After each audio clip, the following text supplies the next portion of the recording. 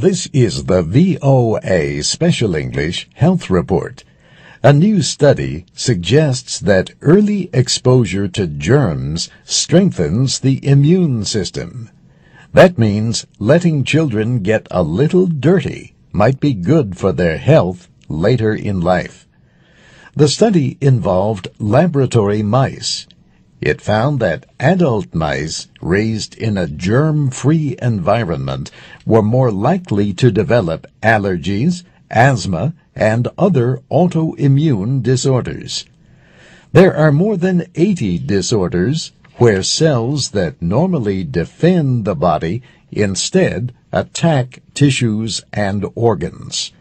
They include rheumatoid arthritis, which attacks the joints, Crohn's disease, an inflammatory bowel condition, and juvenile diabetes.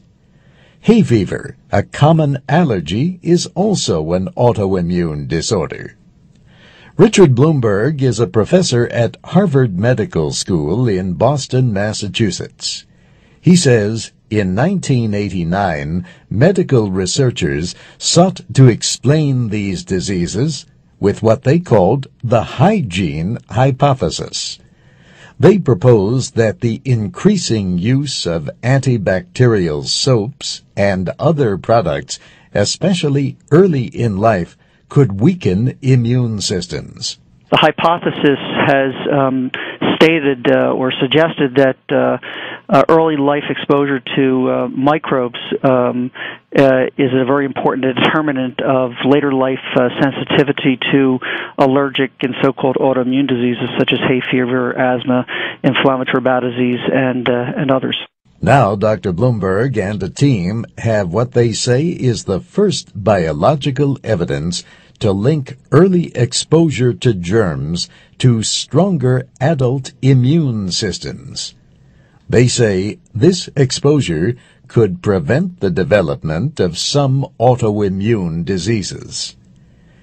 In the adult germ-free mice, they found that inflammation in the lungs and colon was caused by so-called killer T cells. These normally fight infection, but they became overactive and targeted healthy tissue, an autoimmune condition seen in asthma and a disease called ulcerative colitis. Dr. Blumberg says the mice raised in a normal environment did not have the same reaction. He says their immune systems had been educated by early exposure to germs. Rates of autoimmune disorders are rising worldwide, but mostly in wealthier, industrialized countries. I think one obvious question, for example, is raised by these studies is the early life use of antibiotics and whether and we need to be more careful in their prescribing. Rob Dunn is a professor of ecology and evolutionary biology at North Carolina State University in Raleigh. He says the new study does not mean people should stop washing. Wash your hands, but don't do it with antimicrobial soap. Let your kids play in a reasonable amount of dirt and get outside and get exposed to a diversity of things. The study appears in the journal Science.